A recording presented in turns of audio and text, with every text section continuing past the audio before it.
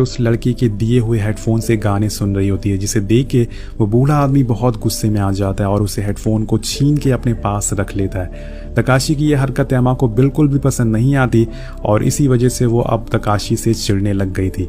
अब एक दिन तकाशी अपने साथ एक टूरिस्ट लेके आता है फिशिंग कराने के लिए। वो बाजार से एक नेकलेस भी लाया था ताकि वो एमा को मना सके, लेकिन जब वो उसे पहनाता है तो वो उसे उतार कर फेंक देती है और जानबूझ के जाके उस टूरिस्ट के पास बैठ जाती है। ये देखकर वो टूरिस्ट भी उसका फायदा उठाने लगता है, पर तभी वहां तकाशी आता है और उस टूरिस्ट को भगा देता है। लेकिन एमा अभी भी उससे नाराज थी, वो चुपचाप जाके सो जाती है। अब जब रात में वो आदमी उसे नहलाने की कोशिश करता है तो वो उसे अपने आप को टच करने नहीं देती है और कुछ इस तरह से वो खुद के गुस्से को जाहिर कर रही थी, जो तकाशी अच्छे से समझ रहा था। इसलिए अब वो कैलेंडर में बचे हुए दिनों को क्रॉस करने लगता है और उसे अब अगले महीने की 12 तारीख का इंतजार नहीं है।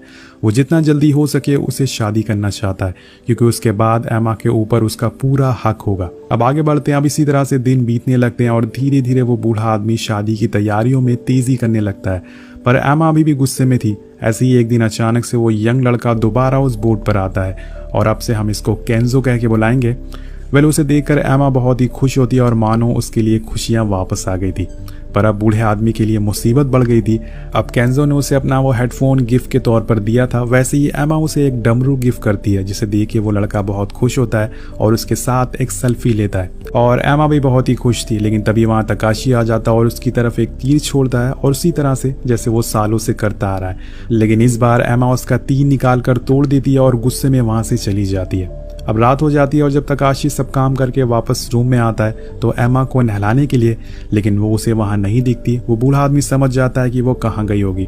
वो फौरन उसी लड़की के रूम में जाता है जहां एमा उसके साथ में थी, और ये नज़ारा देखकर तकाशी गुस्से से पागल हो जाता है। वो फौरन उस लड़के को छोटी बोट पे बैठा देता है और उसे वहां से भगा देता है। और केंजो जाते जाते कहता है कि ये तुम ठीक नहीं कर रहे हो। तुमने इस मासूम सी लड़की को इतने सालों से उसके माँ बाप, उसके घर वालों से दूर रखा हुआ है। तुमने उसके माँ बाप के बारे में ज़रा भी नहीं सोचा उनमें क्या बीत रही होगी।